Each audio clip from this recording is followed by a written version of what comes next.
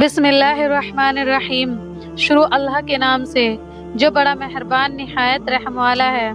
جب تم کسی انسان کو دعا میں مانگتے ہو، تم کسی انسان کو پانے کے لیے اپنی ساری تدبیریں لگا دیتے ہو، اس کو دعاؤں میں مانگتے ہو، تسبیحات پڑھتے ہو، ہزاروں وظیفے کرتے ہو، مگر پھر بھی وہ تمہیں حاصل نہیں ہوتا، آخر کیوں؟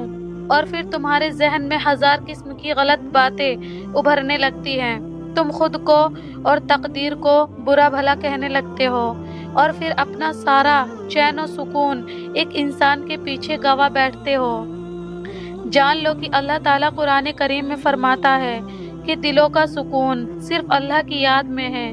جبکہ تم کسی انسان کی محبت میں سکون کو تلاش کر رہے ہوتے ہو، یاد رکھو اللہ تعالیٰ جو چیز تمہارے لیے مقدر میں لکھ دیتا ہے تو وہ تمہیں مل کر ہی رہے گی، اسے کوئی تم سے چھین نہیں سکتا۔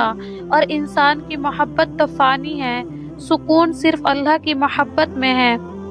کبھی کبھی تم کسی لا حاصل چیز کی طرف بھاگتے ہو اور اس کو حاصل کرنے کے لیے دعائیں کرتے ہو، ہر وقت پریشان رہتے ہو اور یہ بھول جاتے ہو کہ اللہ نے ہر چیز کو عطا کرنے کا ایک مقصود اور بہترین وقت مقرر کر رکھا ہے۔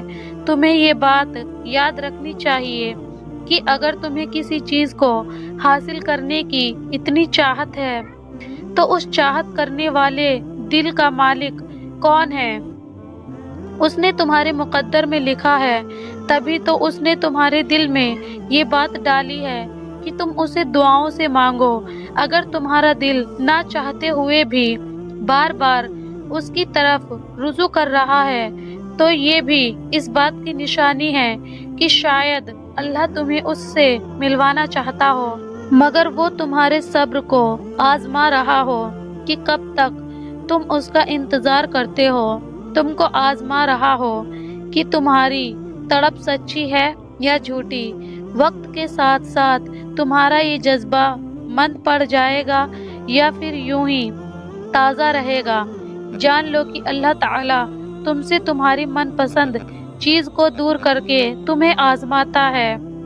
یاد رکھو کہ اللہ تمہاری من پسند چیز کو تمہارے نصیب کا حصہ تب بناتا ہے جب تم اپنے اندر کی قوتوں کو مضبوط اور اپنے شر سے لڑنا سیکھ لیتے ہو اور اپنے اوپر آئی آزمائش سے شکستہ اور مستفینہ کوشش اور تدبیریں اپناتے ہو تو وہ رحمان تمہیں ایسے ناممکن وسیلے سے عطا کرتا ہے کہ جس کا تم گمان بھی نہ رکھتے ہو۔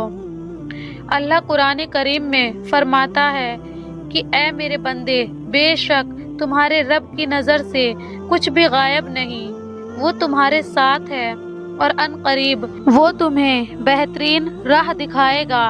اگر چاہتے ہو کہ اللہ تمہاری من پسند چیز تمہیں جلد عطا کر دے تو یاد رکھو کہ حسن و ملال سے کھوئی ہوئی چیز کبھی واپس نہیں لوٹتی، اور خوف سے تمہارا مستقبل نہیں بنتا، بلکہ تمہارا ایک اچھا دل اور بہترین صبر کامیابی کے بازو ہیں، جس پر پورا اترنے کے بعد تمہیں وہ ہر چیز عطا کر دی جاتی ہے جس کی تم چاہت رکھتے ہو۔